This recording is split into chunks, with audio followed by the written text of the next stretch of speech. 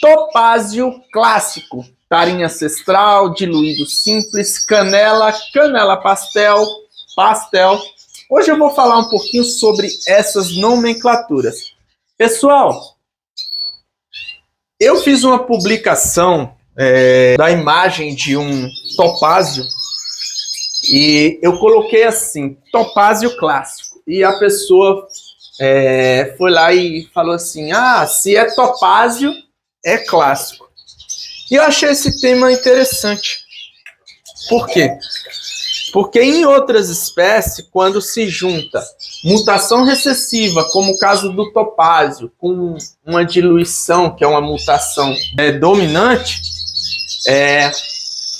às vezes ocorre nessa junção se dá outro nome para a mutação, ao invés de juntar a nomenclatura das duas mutações.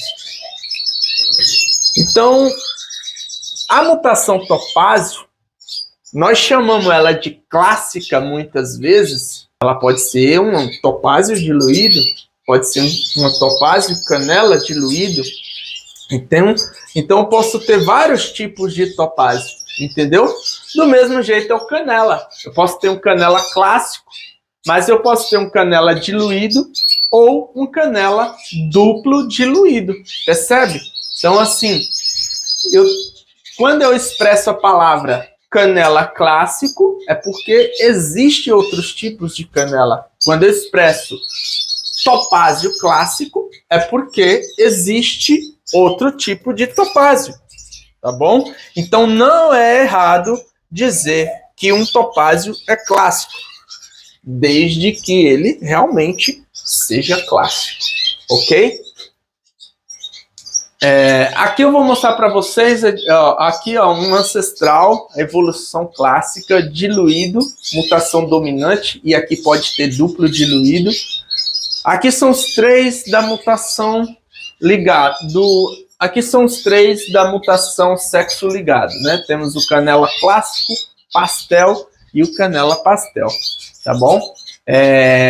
Olha que interessante, galera. A mutação sexo ligada, ela traz algumas peculiaridades que é muito interessante. Por um exemplo, essa mutação aqui, que é o canela pastel, é a junção, tá, que aconteceu no gene sexual dele, do pastel e do canela. Significa que ela carrega os dois genes e nasceu essa nova coloração. Este daqui é um pastel, porém ele é portador de canela pastel. E esse aqui que é um canela é filho dele.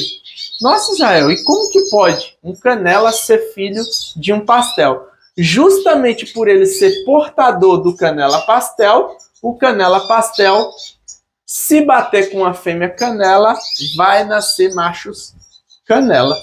Não é interessante? Então eu cruzei esse macho que é um pastel com uma fêmea canela, nasceu esse machinho aqui canela clássico, que por sua vez vai ser um portador de canela pastel. Primeiro, porque o pai dele é portador de canela pastel, por aí ele já poderia ser PP, né? Possível portador, mas aqui reforça que ele é um portador de canela pastel, porque a mãe é canela e o pai é pastel. Então, com toda certeza, esse canela é um portador de canela pastel. Tá bom? Comecei esse vídeo falando sobre a palavra clássico e agora parti para essas explicações, porque eu acho muito bacana a gente entender como que se comporta a mutação. A diluição, ela é muito interessante, porque a diluição não tem a ver com sexo. Se eu cruzar esse filhote com uma fêmea ancestral, possa ser que não nasça nenhum filhote diluído. Possa ser que nasça todos, possa ser que nasça só um. As probabilidades é de 50%. Não significa que vai nascer igualzinho, dividido, diluído. Não. Possa ser que nasça só um, possa ser que nasça dois, todos ou nenhum. Mas só é necessário que um dos pais seja, né, diluído. Na mutação recessiva, como é o caso do topázio, se eu pego um macho topázio clássico e cruzo com uma fêmea ancestral, todos os filhotes, tanto macho quanto fêmeas, vão ser portadores de topázio. Então, se eu pego esse portador, né, e volto com uma ave já mutada a topázio, as probabilidades de nascer filhotes topázio são altas. Agora, se eu pego um macho ancestral portador de topázio e uma fêmea ancestral portador de topázio, vai acontecer de bater, né, e nascer um topázio clássico, mas as probabilidades são baixas, tá bom? É por isso que o topázio é mutação recessiva, porque as fêmeas também são portadoras, o que não acontece na mutação sexo-ligada. Porém, a mutação sexo-ligada, ela consegue passar os genes para o filhote macho, que vai ser portador. Exemplo, se eu pego uma fêmea pastel clássica e cruzo com um macho ancestral, os filhotes machos que nascerão desse cruzamento serão todos portador de canela. Não é bacana? Na diluição não existe portador, é por isso que ela é dominante. Ou é ou não é. Precisa que um dos pais seja diluído para que tenha chance de nascer um filhote diluído. Para nascer duplo, tem que pelo menos a mãe ser diluída e o pai ser diluído. Vai ter a probabilidade de nascer duplo diluído, tá bom? E aí tem uma somatória. Se eu pego um duplo diluído e cruzo com um diluído, aí a probabilidade maior é de nascerem duplos diluídos. Por quê? Porque quando a gente cruza duplo diluído com ancestral, tudo nasce diluído. Mas quando eu pego duplo diluído e cruzo com diluído, a probabilidade maior é de nascerem tudo duplo. Mas nascerão alguns só diluídos, tá bom? Outra peculiaridade na mutação pastel, tá bom? Quando cruzamos pastel com pastel, nasce o pastel asa cinza. Em específico, a mutação pastel, além dela ser ligada ao sexo, ela também é uma mutação autossomática. Quando você vai cruzando os genes do pastel, vai acontecendo que vai haver uma diminuição, tá, na melanina da ave, que no caso é a cor negra ali, né? Ok? Então é onde nascem os famosos pastel asa cinza, que quem vê à primeira vista vai achar que é um diluído. Porém, quem já tem uma prática vai ver que não se trata de um diluído, pela conta do vermelho, que é muito brilhoso. A cabeça continua com a melanina forte, apenas as asas e a cauda que vai ter aquela alteração na melanina. Então, assim, é muito interessante. Outro ponto fundamental, que quando você vê a primeira vez o pastel, quem não tem experiência vai confundir um pouco com diluído.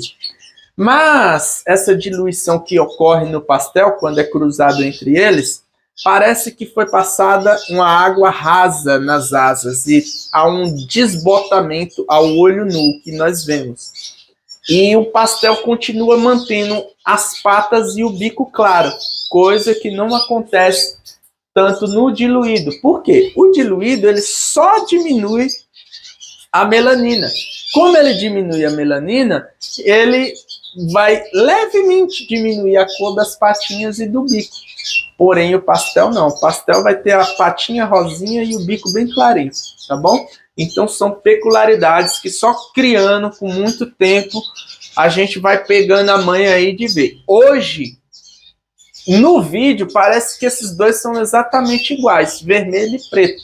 Óbvio que o vídeo não está pegando a coloração real deles.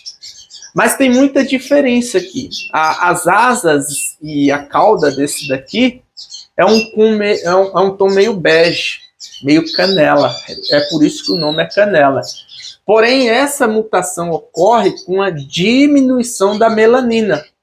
E sempre que tiver uma diminuição da melanina, vai alterar o vermelho. Porque quando pegamos a estrutura da pena vermelha, que no caso é o lipocromo da ave, tem partículas, tá?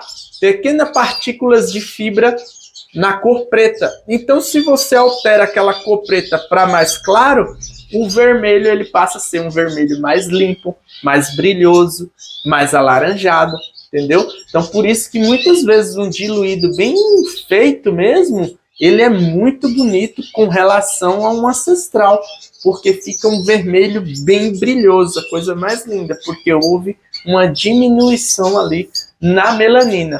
É por isso que o canela pastel ele é tão apreciado, porque quando junta essas duas mutações no crossover e vai para lá, acontece essa alteração na melanina naturalmente.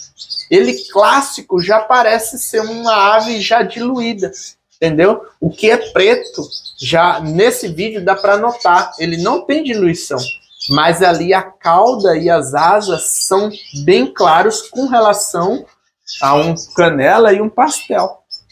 Tanto que quando você joga uma única diluição nessa ave, ele já fica bem branquinho. Principalmente as fêmeas, fica tudo branquinho. Então, mutação é bem interessante a gente criar por conta desses aspectos genéticos que acontecem. Então, reforçando, quando utilizamos a nomenclatura topázio clássico, pastel clássico, canela clássica, canela pastel clássico, é porque existe outros tipos de mutação junto com essa mutação base. Exemplo, topázio diluído, canela diluído, ok? Canela pastel duplo diluído. Então, por isso que existe a nomenclatura clássica. No caso do diluído, não existe a nomenclatura clássico. É diluído simples e duplo fator. E os ancestrais, eu já falei no passado erroneamente, ancestral clássico, mas não existe ancestral clássico. Ancestral é ancestral. Ancestral é a base de tudo. Beleza? Galera, quem não é inscrito, já se inscreva no canal. E se você não é inscrito no canal, já peço que se inscreva, curta, comente e compartilhe, que vai ser muito importante aqui para o canal crescer, beleza?